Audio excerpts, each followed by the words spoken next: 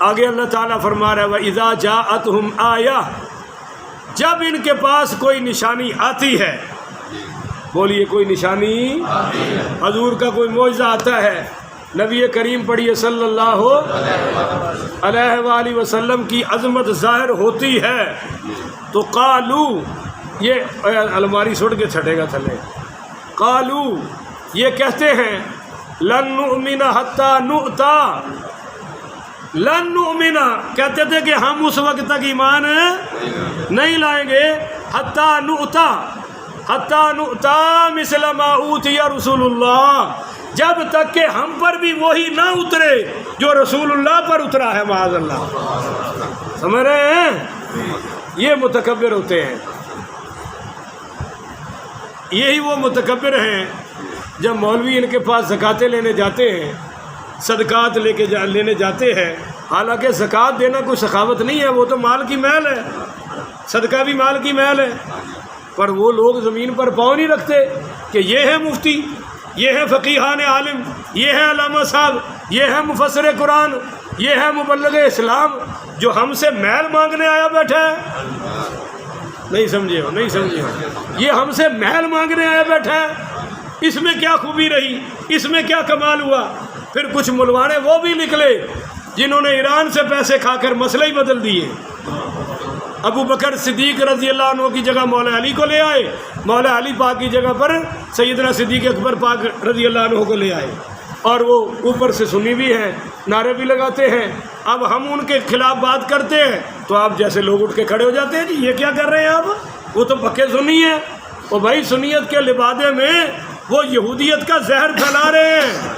حضرت علی پہلے خلیفہ ہے، یہ نعرہ صرف یہودیوں نے لگایا تھا، بولو کس نے لگایا تھا؟ عبداللہ ابن سبا نے۔ وہ کیوں لگایا تھا؟ اس کو کوئی علی پسند نہیں تھے، اس کو یہ تھا کہ مسلمانوں کا اتحاد ٹوٹے، مسلمانوں کا اتحاد ہے اور ان میں تفرقہ پڑے، اس لیے نعرہ لگایا۔ آج وہی یہودیت ہم اہل سنت میں پھیلائی جا رہی ہے، پر خدا کی طاقتیں بھی تو ساری موجود ہیں نا۔ داتا صاحب کے دربار میں چھتر پڑے ہیں، آنکھوں نا سبحان اللہ، حالانکہ داتا صاحب دے دربار تے منکر بھی آ جان تے لنگر داتا صاحب دے دے کوئی نہیں یار، جڑے چاجی دے بیٹھے ہو بیٹھو، آنکھوں تو سوئی سبحان اللہ۔ بھائی مجرم بھی جائے تو لنگر داتا صاحب دیتے ہیں یا نہیں دیتے؟ تو یہ بدبخت کون ہے جن کو داتا صاحب چھتر دے رہے ہیں؟ کیوں؟ یہ داتا صاحب کے مسلک کے خلاف ہیں۔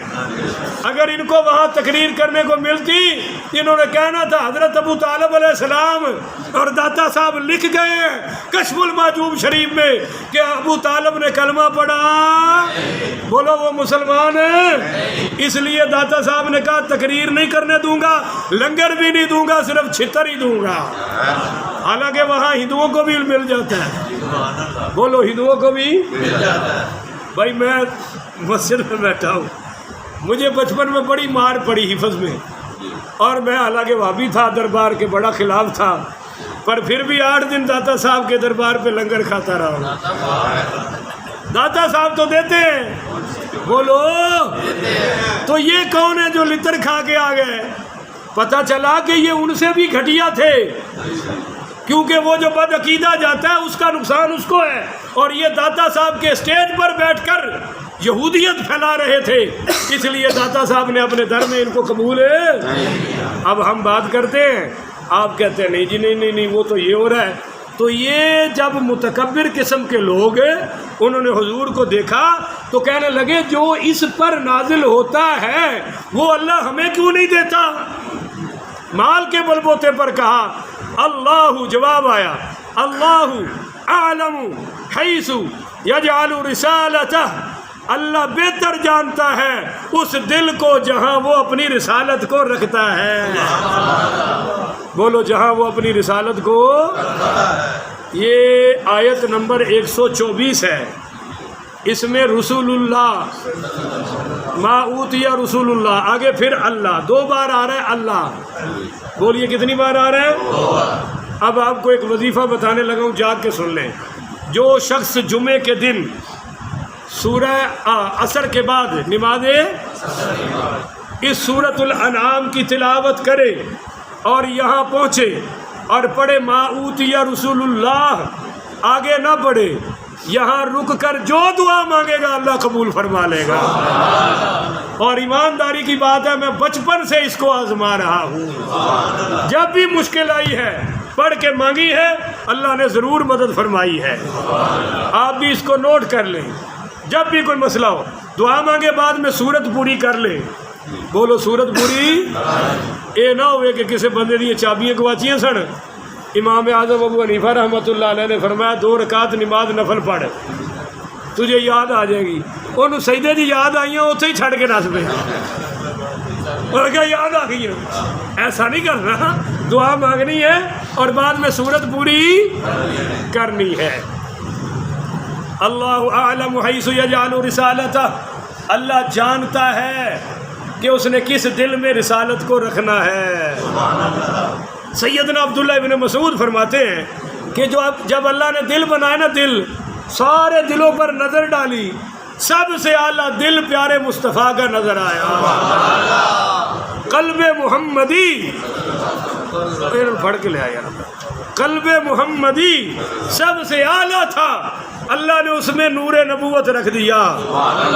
ذرا میلاد کا مہینہ اونچی آنکھوں نا سبحان اللہ، اللہ نے نور رسالت کو رکھ دیا۔ تو سیدنا عبداللہ بن مسعود فرماتے ہیں حضور کے بعد اللہ نے پھر دلوں پر نظر ڈالی تو جو سب سے اعلیٰ دل تھے ان کو اللہ نے چن چن کر حضور کا صحابی بنایا ہے۔ بولو حضور کا صحابی بنایا ہے۔ تو قلب مصطفیٰ کے بعد سب سے اعلیٰ دل اللہ نے صحابی رسول کو عطا فرمایا ہے۔ آگے سیدنا عبداللہ بن مسعود فرماتے ہیں جس عمل پر صحابہ راضی ہے خدا بھی اسی پر راضی ہے، اور جس پر صحابہ ناراض ہیں بولیے خدا بھی اس پر ناراض ہے۔ اب آگے سمجھیے، تو رسالت کس کو دینی ہے؟ یہ مال سے پتہ چلے گا یا رب ذوالجلال سے پتہ چلے گا؟ تو اللہ کہہ رہا ہے میری مرضی، جس کو چاہوں عطا کروں۔ آگے سنیے، سَيُصِيبُ الَّذِينَ أَجْرَمُوا، ان قریب پہنچے گی جنہوں نے جرم کیے، صغار ذلت، ان کو کیا پہنچے گی؟ عند اللہ، اللہ کے ہاں۔ بولو اللہ کے، دنیا میں بھی ذلیل ہے، اور جب قیامت والے دن اٹھیں گے نا، جتنے بھی متکبر ہیں اللہ کیڑیوں کی طرح ان کو اٹھائے گا، جتنے بھی متکبر ہیں۔ اور عذاب شدید، اور ان پر سخت شدید ترین عذاب ہوگا، بما کانوا یمکرون، ان ہیلوں کی وجہ سے، ان مکروں کی وجہ سے جو دنیا میں یہ اسلام کے خلاف کر کے آئے ہیں۔ اب آخری مسئلہ